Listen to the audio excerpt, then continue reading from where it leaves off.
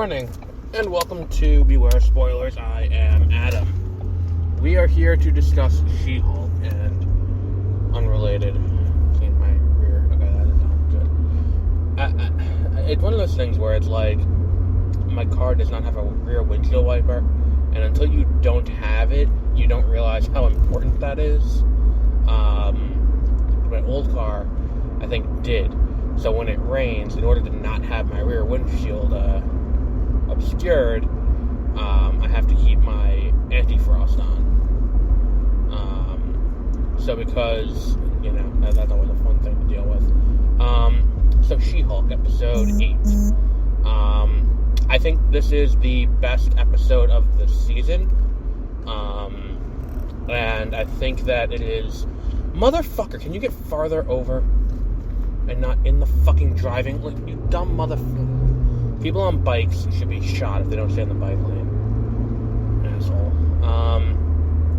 It is the strongest episode of the season, and, what's it called? I think that it has everything to do with the fact that, in a very real way, this episode has someone who can play off of Tatiana Maslany very well. And that's not to take anything away from Ginger Gonzaga, who has been doing great work. I just don't think that he, I just don't think that we were really given a chance to have someone who can play off of her as well. I think it's funny that the tech bro guy who's trying to fuck her, his name is Todd Phillips. I think that's really, a nice little attack over at, Joker in a weird way. What else was that was pretty funny in this episode? I mean, everything with Daredevil is great. Where it's like the introduction of Matt Murdock coming into the courtroom, and she's like, who's this asshole? And I also like that it's weird. When Wong was involved, she played like, ooh, Wong's here. Get ready for Wong, guys. And she was at the asides. But there is a kind of genuine, who is this? Like, there was that, who is this asshole in the aside when he shows up, which is an interesting kind of take on it. When she fights him, and, that's a really great, that's a great fight. I really like the acrobatics that they have Daredevil do. It feels more like the comics. His levity works very well. I think within the confines of his show, it doesn't work quite here's the thing. People are upset about jokey Daredevil, and I will say this. The Matt Murdock that fucks anything that moves is very well represented in this. And that scene at the end, the walk of shame, where he's in full costume except for the shoes, and he's carrying the boots as he's walking down the street past a woman walking her dog. It's hilarious, and I feel like kind of everything about this show, this episode kind of worked, and I feel like the thing people are talking about is they feel like Matt Murdock is a little too jokey, and he's like, if this is what the MCU is going to do with him, then I don't want it. And it's like, no, here's the thing. Matt Murdock, in his own show, is dealing with a lot of big ideas, and I'm wearing the right shoes, okay, good. A lot of big ideas and a lot of, really dark themes. He's a ground level hero, so he's dealing with, drugs. He's dealing with, human trafficking. He's dealing with street level problems. She-Hulk is not. She-Hulk is not dealing with the same weight behind the problems that Matt Murdock is. And then on top of that, he talks about, he mentions it here. He's like, I have the law firm in Hell's Kitchen. I do mostly pro bono work. And it's like, this is them kind of laying into what he is and reestablishing that for the audience who may not have seen it. But within the confines of a crossover where he's dealing with these fucking ridiculous situations, he's able to have fun with it a little bit. Like that's the thing, is that it's like the people he's fighting on a regular basis in Hell's Kitchen aren't quippy. And I think we saw that too, where it's like when Kingpin shows up in Hawkeye and he's beating the fuck out of Kate Bishop, he's not quippy. He's still Kingpin. It's just we are in a situation where Matt Murdock's charm is allowed to shine through because he doesn't, in the situation that he has gone to LA to get a new suit, and he's picking up a case for the guy who made the suit, and he's going after, he's going after Leapfrog. Like, it's a situation that can have some levity to it.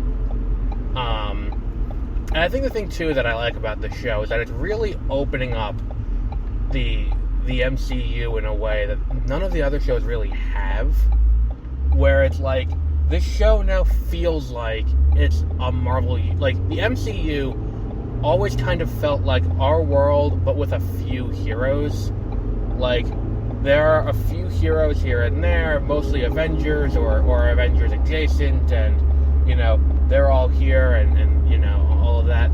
Like, this feels like it's establishing the you know, what's on with here, it feels like it's establishing the street level heroes and the street level affairs in a really interesting way.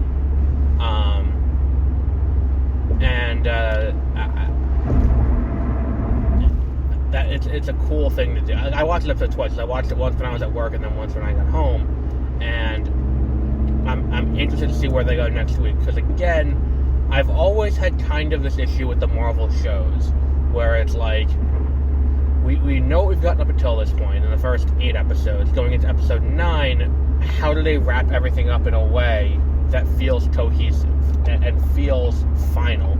And I always say this going into the finale, where it's like, how does this all tie together in a nice neat bow?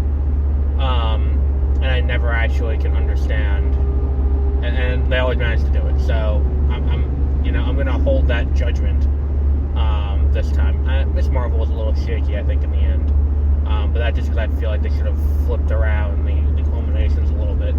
But you needed them. I don't know. There's a lot with Miss Marvel that I liked, but there are a few things that probably could have been changed for narrative flow's sake. It is interesting that, you know, I just really like the way they did this episode. And look, like, there are things that I love with Daredevil, like the subversion of the hallway fight, where it's like they set up the hallway. It is such great comedy, because not only is it just Daredevil comes down and there's a fight and there are all these guys in the hallway, and you're like, oh yeah, here we go, we know what's coming here, and then She-Hulk stops him. But they set it up multiple times throughout that scene in the lead-up, where it's like, there's guys in the hallway, guys in the hallway, guys in the hallway. And then you get to the hallway fight, and you get a moment to see Daredevil really kick the shit out of, like, a bunch of guys, and do it in a way that you're like, oh, right on. This is why I love this show for 3 seasons, and his bits in the Defenders. Like, this is why this is my, you know, this is why this is my favorite, you know, like, this is why it's was my favorite of the Marvel shows. And then it's like, to have it laid up where it's like, alright, and here they are, and he's gonna fight all these guys, and then she comes in and does it all in one fell swoop. It's like, alright, that's cool. Like, that's funny. I can appreciate that. Him, like, when she takes his mask off and then is like, Matt, like her talking, like, are you pretending to be blind? That whole bit's really funny.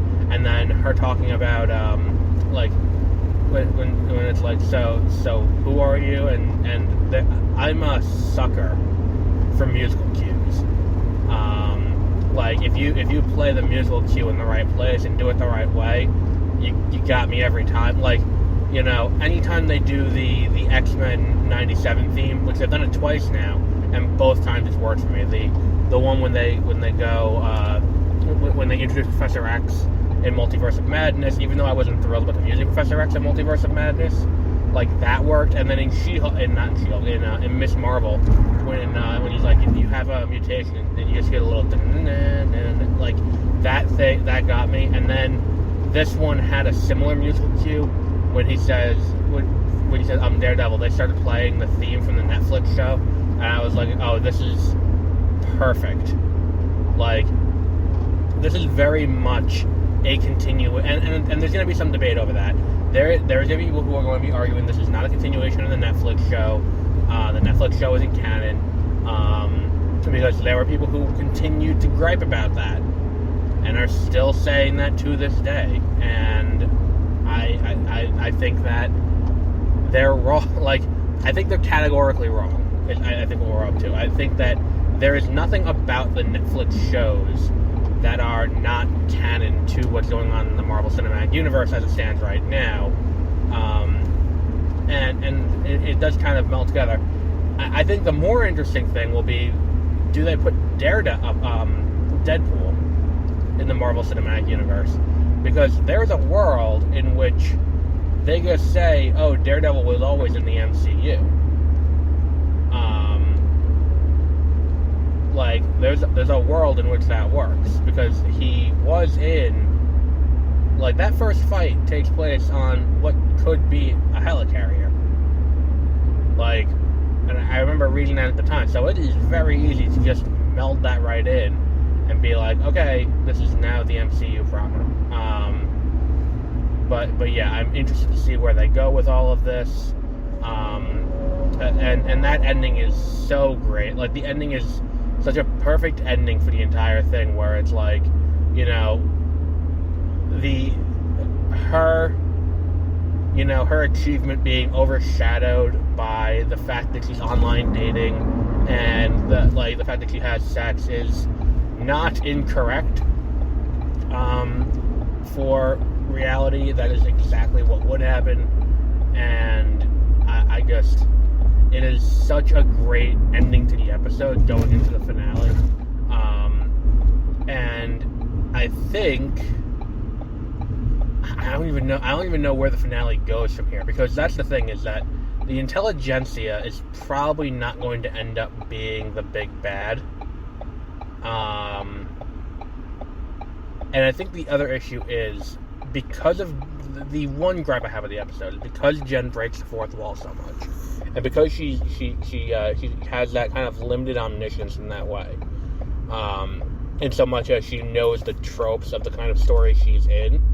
I feel like that her not being nervous going to the gala was a little weird, especially considering she called out the gala in, what's it called? She called out that, like, ooh, we're doing the gala this episode.